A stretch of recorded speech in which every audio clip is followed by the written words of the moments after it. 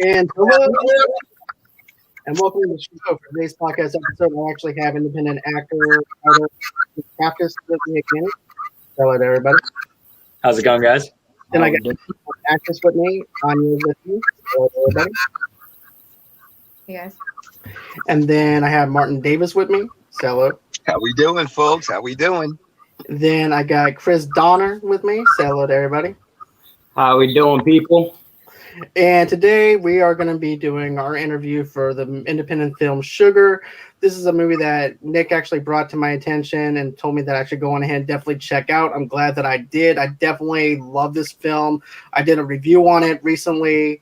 I had two different cuts of the film. I had the one without the monologue with the intro and then one with. I felt like the one with the monologue actually brought a lot more to it. And everything. I really loved it. It gives you the big introduction into what this neighborhood is all about.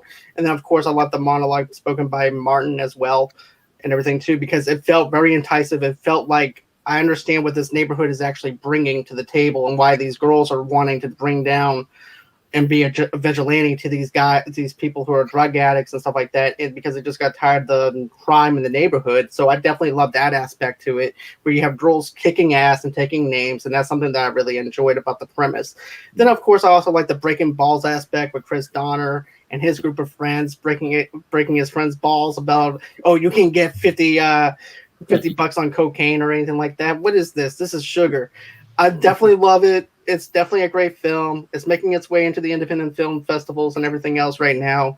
If you guys are going into the independent film festivals, I recommend that you guys do this and everything. So, Nick, my question is this. How did you come up with the idea for Sugar? What was your reason for Sugar? And why? And how did you come up with the premise of it? It's a good question. So, really, it kind of stemmed from the idea that we wanted to do a film for the Action Park Media Film Festival. And the last few films that I had done with R&R, we kept having Jordan and Ahna and some of the other girls that have played with us always end up being in more of submissive roles. And I really wanted to see them dominate, kind of flip the script and go after these people. And then it's really one of those moments where it just kind of all hit me at once. I sat down on my balcony for about 30 minutes and typed out the first draft and loved it. I was like, let's keep going with this and building on it. And I have to say this, though, too. I love the 1970s kind of vibe that you bring into it. You have a little bit of Pulp Fiction kind of flavor to it that I liked.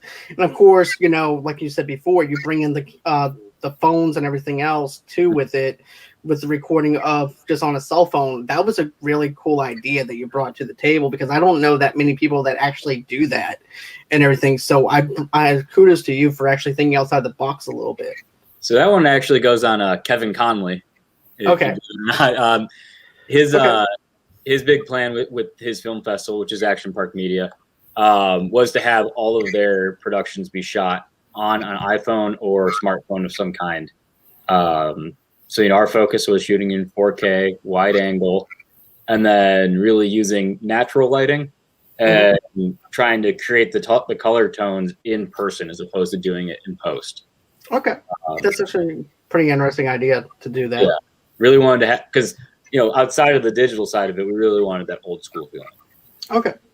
And Anya, I have a quick question for you, though, too. Like, for doing a role like you guys did for that, how did you get into character to actually say, I want to try something different out. I want to try and do this specific role, and to where I want to go ahead and be this vigilante woman to take down these guys who's basically drug addicts and everything else within the neighborhood, because they're representing the neighborhood in a negative way?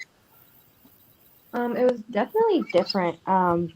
Like you said, I played a lot of submissive roles where it's just, you want to be scared, you want to just be like ready to be saved. When this one, you are the one taking action and you're aggressive, but so I guess just that in that itself, I had to take on a different mindset and just kind of see like what else would this character do with it. I definitely liked it, though, because here's the thing. I felt like not only were you submissive, but you were also someone that you didn't want to play with either. Like, you had the combination of it both, where you're submissive, but at the same time, it's like, you better not mess with me or anything like that, or else I'll wind up blowing your brains out, though, at the same time. Right. So I definitely love the combo they actually brought to that character. I thought that was very neat on the way that you did that. Well, thank you.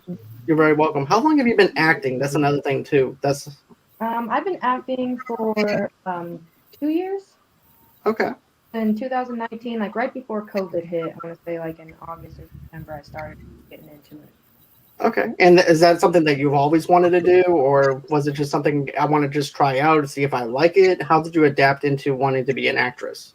Well, when I started doing it, like for real, like in August of 2019, it was something that I wanted to shoot for all the way. Mhm. I didn't always want to do that. No, I had actually taken a film class in ICC that got me really interested in like behind the scenes and how it all works. So I always thought acting would be a lot of fun. I just never took it serious. I never thought that was something I could do as a career. But then when that was the only thing that I wanted to do, I was like, well, I might as well just push forward for it and try to get my feet wet and see, where it takes me. Okay. But I have to say this though. I think just keep on pushing out as much stuff as you can. Just do whatever you can with it. Because I'm serious. I think that you have what it takes to actually be an actress, though. To be honest with you, especially what you did with Nick's film and stuff. Because I can actually feel the emotion and the submissive stuff that you've done in that film. To be able to tell you have what it takes to do and press on to doing what you love. Well, I really appreciate that. Thank you. You're very welcome. And Martin, I'm just curious too about you though.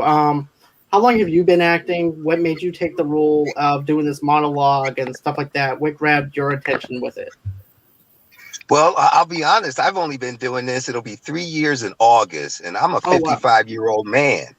So I did like 30 years in security before I even thought about acting. And to be honest, my little guy, he's 9 years old. He's been acting for 5 years, so I'm following in his footsteps, taking That's him pretty around, awesome. getting on set, doing auditions, and I got bit by the bug, and here I am. That's awesome though, man. It's cool to actually have a kid that's interested in the arts and stuff, and then all of a sudden the father who's taking him to auditions now has that inspiration to want to do it. That's just awesome to be able to do that with your kids, and also to have that step where it's like, okay, I can actually interact with my child and help him along the way, just like he can help me too. So I can get advice on both Exactly. ends of the spectrum. Martin, I gotta Yeah. write you a father-son script. We gotta use that. That would be great, man. Well, you know we're in, man. My wife to this day, my wife to this day can't believe how much I'm working. She is like, she's blown away. She's like, what if you had started this 20 years ago? I'm like, I have no idea where I'd be, but I think I'm in the right place at the right time. Right, exactly. And to me, there's no age limit to when you can act. To me, you can, as long as you put your mind to it, you can do anything. And I feel like if your passion's there, you can power through anything and you can do it. So Yeah. age is not a factor when it comes down to doing acting or anything like that. As long as you have that passion there and that drive there, people are going to tell on screen if you have it or not and everything. And that's just something that I caught whenever you guys were doing the monologue and explaining the neighborhood and stuff like that. Just people say Morgan Freeman, I'm going to say Martin Davis because of the fact that I'm going to be honest with you, because with that monologue alone, I just completely ignored everything around me, and I just felt like I was just zoomed into this neighborhood, and your voice is just carrying through the neighborhood.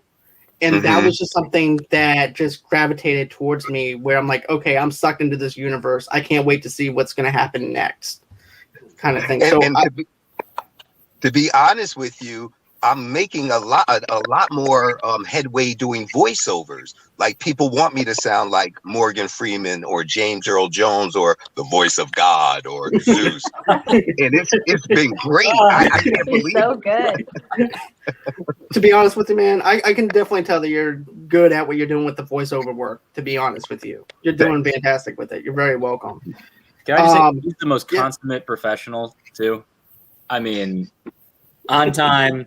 What was it? Three takes that we did, Martin? 4? Yeah. It was in and out. Like, he knew what to do. He had his whole monologue memorized. I had it printed out, ready to go. He was like, no. Damn, that's impressive. That's really impressive. But listen, the motivation was Nick's wife had made a steak dinner for me and said I couldn't have it till I got the take right. So I had to get the take right to eat. To be honest with you, that would actually get me motivated. give me a medium rare steak, I'm good to go. I'll have that whole entire monologue done in like 5 minutes. I'll tell you. Exactly. Yeah, it was great. But Chris, I have another question for you. Like, how long have you been acting? And also, too, when you're doing that role of just busting balls and everything and stuff like that, did that have any kind of like, were you thinking of different memories that you had with your friends, stuff like that, with just smack talking with or anything like that? I'm just kind of curious. Well, to be honest, sir, I've been what was it, 2016.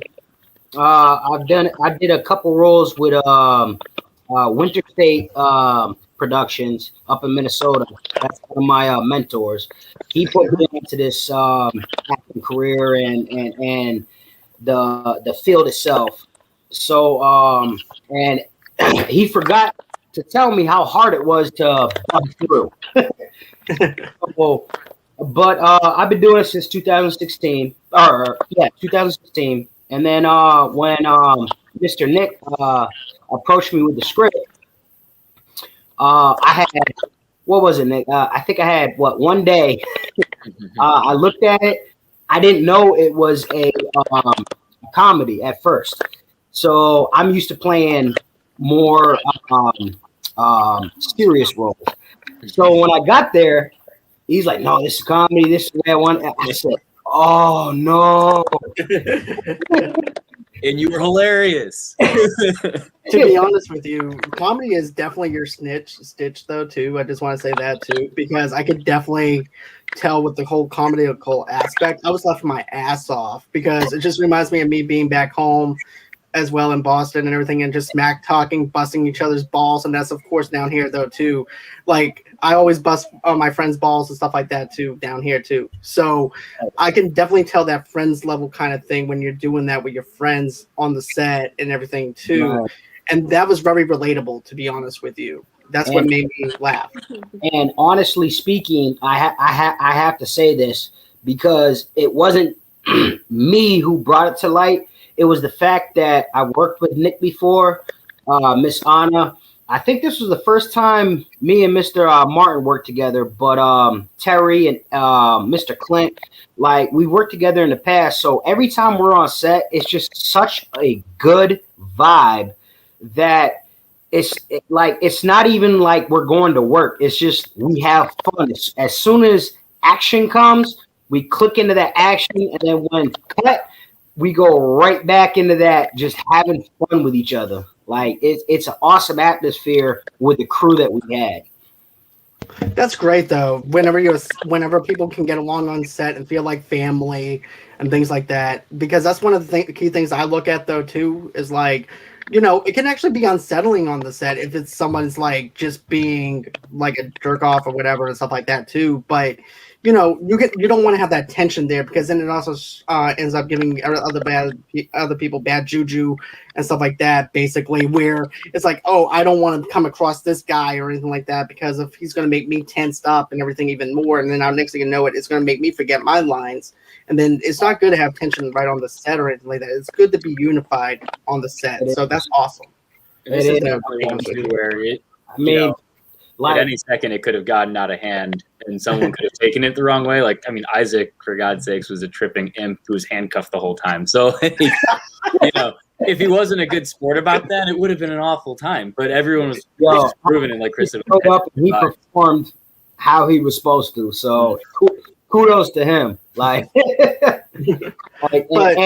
and what you were saying, Mr. John, is in my personal experience, I don't know about anybody else, but when you get these certain people and you get on big sets, when you pay people so much money for a role, they have that ego or whatever the case may be. But when you get a bunch of people that love what they do, and when we come together and do it for a passion, and we've done it many times before, it's just so fun.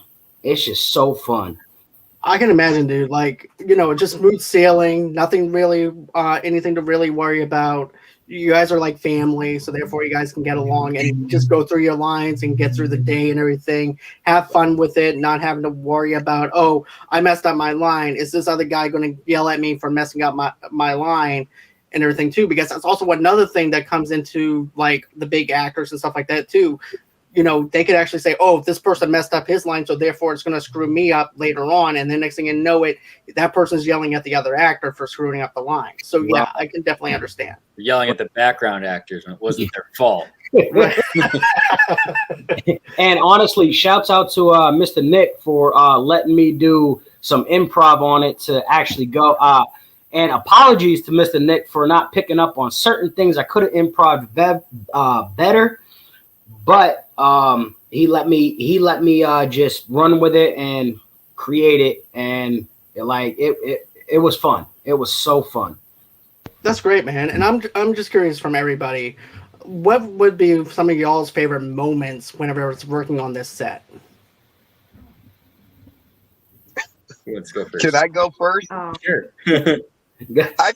I loved it when you see the movie when Jordan walks between the two guys that they have chained up and kicks the hell out of the imp. that was classic to me. That was crazy. I was like, what the hell? Oh my god.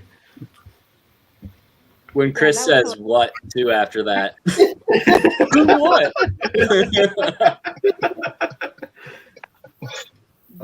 That part is like a very the way he says what is just like out of the blue kind of thing. It's like what? It's so comical though, man. It's just great. It brings more stuff to your character, to be honest with you. My favorite line in the whole thing was what's the matter? Cash got your tongue though. Yeah. My favorite line when I wrote it, and you delivered the shit out of it. It was so good. Manic laugh afterwards too. Everybody got it because sometimes I'm like, well, did they know that was her name? Like I wanted them to get like that's what I was saying. I can definitely.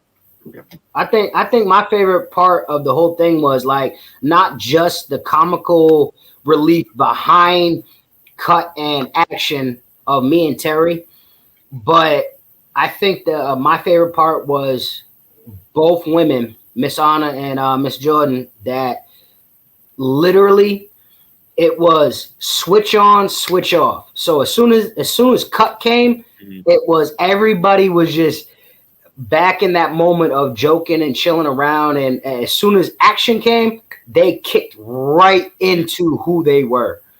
Like they showed up and they did their job perfect. Well said. That's awesome. You know what? I always admire actors and actresses. Like, you know, as soon as cut, they're just themselves, and then all of a sudden action comes, and they're glued into that character. That's something that I really admire about actors, some actresses and actresses. Is like, you know, it's hard to actually come out of that whole entire element where it's like, oh, I'm the character and everything once you wind up yelling cut. But it's hard to actually get back into the swing of things whenever you wind up becoming yourself again and everything too. But it's actually, I'm actually glad to actually hear that it's actually a quick transition to where it's like, okay, that's just my character. That's not who I am. This is who I am. So therefore I can separate the character from who I am. So that's great. You know? I mean, like I said, everything was so fun off camera. It was just like, it was a comedy itself off camera. And then as soon as on camera came, it was just everybody just knew who they were, what was supposed to happen. Nick gave us the right direction with Clint. Mr. Davis was sitting in the corner with a book, just I'll be here when you need me, but I'm good. You need help with that? Like everything was it was so smooth. That was literally one of the funnest shoots that I've ever done. I can honestly say that. Right, because I understand. Here's the thing. I know some actors or actresses like, oh, I'm an actress. I'm not here to do lighting. I'm not here to work behind the scenes. But it's good to see other actresses like, hey, look, you know what? look, my scene doesn't come up until like towards the end of this. So you know what? I'm gonna go ahead and knock out this lighting for you. You want something done on sound? Bam, I got you on that too. It's good to actually have some people within the film industry is like, okay, I'm gonna back you. What else do you need? You want me there in the background? I'm there in the background. You want me there as a boomer? I'll give you the boomer. Whatever you need, I'll do for you because I'm here not just to support myself, but to support my fellow actors, people on set, the people that I work with, and people that I care about. So that's awesome to actually hear about that because it's rare that I actually hear about that, believe it or not, because I've done interviews before and not that many people tell me that, to be honest with you. Really? So it's good to hear that you guys have good vibes on the set like that, that you guys are there to back each other up if you guys need some help backing each other up. That is awesome. And everything. So About that, helping each other out when they need it on set. And Anya, I have a quick question for you though too. Like, how much improv did you do and everything too? Was there any improv involved for you, or did you kind of like, you know what, I kind of know what I want to do, so I'm just gonna go with the script, or how did you do? So a lot of that, most of it was the lines that they gave me. So it wasn't really improv in my words. It was just more trying to figure out what to do with my body language, basically. Because, you know, like we discussed, I've not been in these kind of roles before. So I'm like, well, how do I come off more aggressive and domineering to these two bigger gentlemen in front of me? Like, so.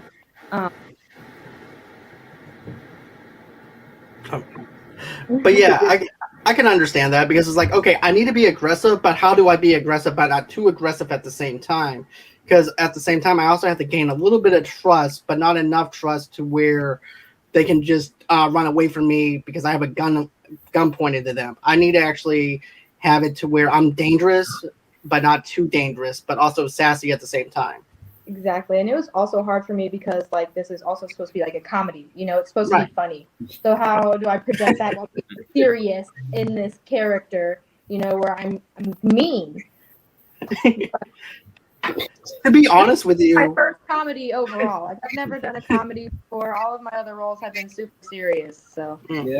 Well, I based your character off White She Devil, so you've seen Undercover Brother. Well, I was going to get to that though too, Nick. Like, I could see aspects of a little bit of Quentin Tarantino in Anya's character though, because of how her dialogue is actually being presented. I'm like, her character would be good for a Quentin Tarantino film and everything.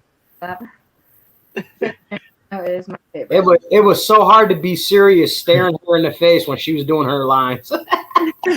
And then me trying to do the same thing, trying to be funny, but trying to be like I had to actually learn how to actually, you know, go from being a tough guy in the first 30 seconds to staring him in the face. And like I said, Mr. Nick let me run with it.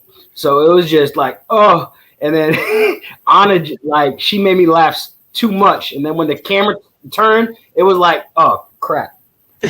I gotta get serious again. Hold on. That's awesome though, dude. That's awesome. And Martin, I just want to say this too. Like, your character has this like Tales from the Crypt kind of vibe. It's like after you're done with that whole entire scene, you kind of close the book and like, okay, that's the end of their story. So it's like, come back to next time to hear another tale about another thing that happens in the neighborhood. You know? Well, let me be clear. This guy, my character, is a mix of the Twilight Zone guy and the Dos Equis guy. You know, nobody drinks like Dos Equis. I've been all over the world. Plus the Twilight Zone thing too. So I said, if I could get a good mix of that, it'll be funny. And I think it came off pretty decent. Yeah. So that's where I got the Tales from the Crypt kind of vibe though from it, because you actually gave it that flavor with the Twilight Zone feel to it. Mm-hmm. Yeah. So kudos to you, sir. You did a great job. Thank you. You're very welcome. But let's see here. But Nick, do you have anything else that you have planning on doing as far as working with everybody again, or are you developing anything new? So I've got a few irons in the fire right now with a production company I work with up in Chicago called Brightcap. We actually just had our launch for our first of a couple different short films also that were filmed for the Action Park Media Film Fest that we're starting to publish and put online. And so we've got that launch, and then I do have a few others that I'm writing right now. One of them is a series that is actually what was in the inspiration behind one of the short films called A Quick Dinner, which actually, if you go on my Facebook, I just posted the poster for that because June 1st is the release date. Okay, nice, man. Nice. Yes. It's great to actually see things actually opening up now. People are getting the chance to work again and stuff like that, because that was like the biggest challenge, trying to shoot something during COVID and things like that and not being able to do anything. You know, so it's just good to see everybody being able to do that again. Let's see. To be honest with you, Brandy, you can actually watch it on my phone whenever I come and see you this weekend. So, so that's where you can watch the film. Or if you don't want to wait for me, you can just go on ahead and I'll send you out the link. So after July 16th, I believe is the date, I will be uploading it into a streamable form so people can go on and watch it. It's just right now it's submitted to 13 different film festivals. So out of respect to them, right. Wait until we hear whether or not we got in. Once we know that, we're good to go. I'm hoping that you guys did, though. I have a feeling you guys probably did. But I've been telling all my coworkers about Sugar, the premise, and also too, whenever like I said, when the friends went on ahead, tries out the sugar and everything, thinking it's cocaine. Man, this shit is sugar, man. But yeah. But yeah, man, this film's great. I enjoyed this film. I can't give it enough praise, to be honest with you. Thank you. Because this film is just fantastic. And of course, Anya also brings out and scares me to death, to be honest with you, if that gun was pointed in my face. And also too, having some dude on a leash and pulling him, I'm like, okay, this is BDSM gone wrong. But you know, and 9 Inch Nails as well. But so I actually do have a story about those chains. If you got a second. Yeah, man. I got time. Go on ahead. You know, this is all put together in a rush. So when we ordered the BDSM leashes on Amazon, we had them sent directly to one of our friends' houses down in Springfield, who she actually did all the costumes for the show. Her name's Courtney Rainier. We forgot to tell her that we sent a bunch of fake money, water guns, and BDSM leashes to her house. And her boyfriend opened up a box with her name on it that's got oh my god, all this stuff in it. I can see them going like, what the hell is going on? Yeah. As soon as I realized that she got the package and we didn't tell her, you know, made a phone call and it was fun. But I'm sure there were some moments there where they were a little confused. I can imagine, dude. I can imagine. But I know this is kind of short and everything too, with this interview and stuff like that. But I want to have you guys back again as a follow-up once you guys are in the independent film festivals and stuff like that. I want to get your experiences in the festivals, seeing how you guys are actually doing, and as a catch up and stuff like that too.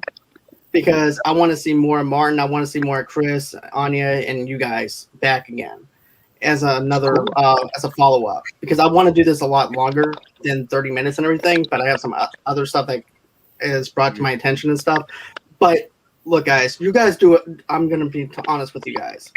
You guys do a phenomenal job. I can definitely tell that you guys have that chemistry on screen. You guys are definitely going to get into that independent film festival and everything, because you guys have that chemistry. You guys are going to rock it. You guys are going to crush it. So I just want to say that. Thanks, man. You're very welcome. Y'all very welcome. And out of curiosity, is there anywhere that people can actually follow you or anything like that? If you want people following you, if you don't have to have anybody following you or anything like that. If you think it's a little too creepy or whatever, so you know. Yeah, you can find me on Facebook and Instagram. Sorry. Yeah, for me, if you want to follow me on Instagram, it's mdavis7000. If you want to follow me, I'm on Facebook, Chris Donner. I'm kind of technology illiterate, so that's all I got. When he gets to be the big time, he's going to get his publicist to do it for him. Marla.